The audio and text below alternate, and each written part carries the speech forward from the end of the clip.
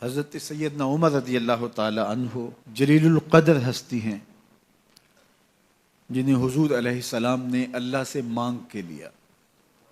سارے صحابی رسول کریم صلی اللہ علیہ وآلہ وسلم کے مرید ہیں، لیکن جناب عمر میرے حضور کی مراد ہیں۔ 39 لوگ جب اسلام لا چکے، 39ویں شخص حضرت امیر حمزہ رضی اللہ تعالی عنہ تھے، اور ان کا ایمان لانا مسلمانوں کے لیے بہت بڑی ڈھارس اور بہت بڑے حوصلے کا سبب و ذریعہ بنا۔ تو میرے حضور نے ہاتھ اٹھا لیے، کہا اے اللہ، ایک شیر دیا ہے امیر حمزہ، ایک شیر اور عطا کر دے، اب تیری مرضی، عمر بن خطاب دے دے یا عمر بن حشام دے دے۔ حضور دعائیں مانگ رہے ہیں، اور یہ ہاتھ میں تلوار لیے غیظ و غضب سے بھرے ہوئے گھر سے نکلتے ہیں کہ بانی اسلام کا چراغ ہی بجھا دینا ہے۔ راستے میں ایک صاحب ملے اور کہا کہ عمر، تیور کوئی اچھے نہیں لگتے، خیر تو ہے، کدھر جا رہے ہو؟ کہا چراغ اسلام بجھانے جا رہا ہوں، یہ روز کا مسئلہ ختم ہونے لگا ہے میرے ہاتھوں۔ مسکرا کے بولے گھر کی خبر تو لو۔ کہا میرے گھر کو کیا ہوا؟ کہا تمہاری بہن فاطمہ بھی نوکر بن گئی ہے رسول اللہ صلی اللہ علیہ وسلم کی۔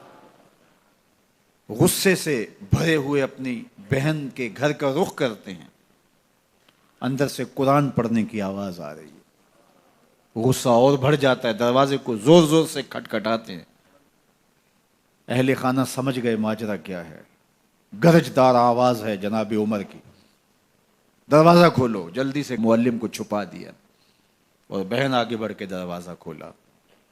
کہا تم سابی ہو گئے ہو، دین چھوڑ دیا تم نے، بتوں کی وفا ترک کر دی اور بے تحاشا مارنا شروع کیا۔ بہن کا سر پھٹ جاتا ہے، خون بہنے لگتا ہے،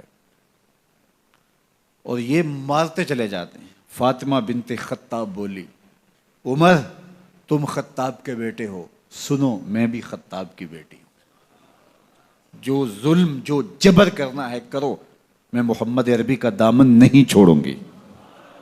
سوچنے پہ مجبور ہو جاتے ہیں وہ کون سی طاقت ہے جس نے بجلیاں بھر دی اس کے اندر۔ کہا جو تم پڑھ رہے تھے مجھے بھی سنا سکتے ہو؟ کہا تمہیں غسل کرنا ہوگا۔ عمر اپنے بدن کو دھو رہے ہیں، میرا رب دل دھو رہا ہے۔ اتنے میں معلم بھی قرآن لے کر آ جاتے ہیں اور قرآن کی تلاوت ہونے لگتی ہے۔ طٰہٰ ما انزلنا علیک القرآن لتشقیٰ، 14ویں رات کے محبوب چاند، ہم نے قرآن اس لیے نازل تو نہیں کیا تھا کہ تم مشقت میں پڑ جاؤ۔ بے تاب ہو گئے، کہا عمر کی عمر برباد ہو گئی، مجھے لے چلو حضور کی چوکھٹ پہ۔ تلوار حمائل کی ہے، بہنوئی ساتھ ہیں، اور حضور کی بارگاہ میں حاضر ہو رہے ہیں۔ دروازے کے سوراخوں سے دیکھا تو صحابہ تشویش کا اظہار کرنے لگے کہ عمر آ رہا ہے، تلوار حمائل کی ہے، ارادے اچھے نہیں لگتے۔ جناب امیر حمزہ نے کہا دروازہ کھول دو، اچھی نیت سے آیا تو استقبال کریں گے، نیت اچھی نہیں ہے تو اس کی تلوار سے اس کی گردن کاٹ دیں گے۔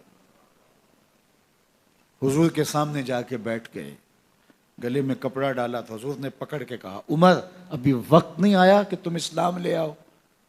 یہی وقت تھا عمر کے اسلام لانے کا، لبوں پہ کلمہ جاری ہو گیا۔ اللہ اکبر کی صدا اس زور سے گونجی کہ مکے کی گلیاں گونجنے لگیں۔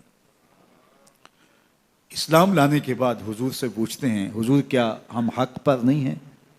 فرمایا ہم حق پر ہیں۔ اللہ کا دین سچا نہیں ہے؟ کہا اللہ کا دین سچا ہے۔ آپ اللہ کے سچے نبی نہیں ہیں؟ فرمایا میں اللہ کا سچا نبی ہوں۔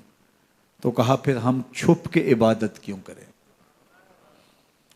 اب مسلمانوں کی 2 صفیں بنتی ہیں، ایک صف کی قیادت امیر حمزہ کرتے ہیں، دوسری صف کے آگے آگے عمر بن خطاب چلتے ہیں، اور حضور درمیان میں ہیں، اور یہ ملکوتی قافلہ صحن حرم میں آ کے اعلانیہ عبادت کرتا ہے۔ حضرت عبداللہ ابن مسعود رضی اللہ تعالیٰ عنہ فرماتے ہیں عمر کا اسلام لانا اسلام کے لیے عزت کا سبب بنا، اسلام کے وقار کی علامت بن گیا۔ ایک ایک کے دروازے پہ جا کے دروازہ کھٹکھٹا کے کہتے ہیں، وہ تو اور خبر سننے کے لیے بے چین تھے کہ یہ بانی اسلام کی زندگی کا چراغ بجھانے گیا تھا، کوئی خبر لایا ہوگا۔ وہ کہتے ہیں آؤ عمر کدھر آئے ہو؟ کہا تمہیں بتانے آیا ہوں، کمزوروں سے پنجہ آزمائی کرتے رہے ہو، آؤ میرے سے بات کرو، میں محمد عربی کا نوکر بن گیا ہوں۔ اللہ اکبر۔ میرے حضور نے فرمایا جب اچھے لوگوں کا ذکر کرو تو میرے عمر کا ذکر بھی کیا کرو۔ میرے عمر کی زبان پر حق بولتا ہے، سچ بولتا ہے۔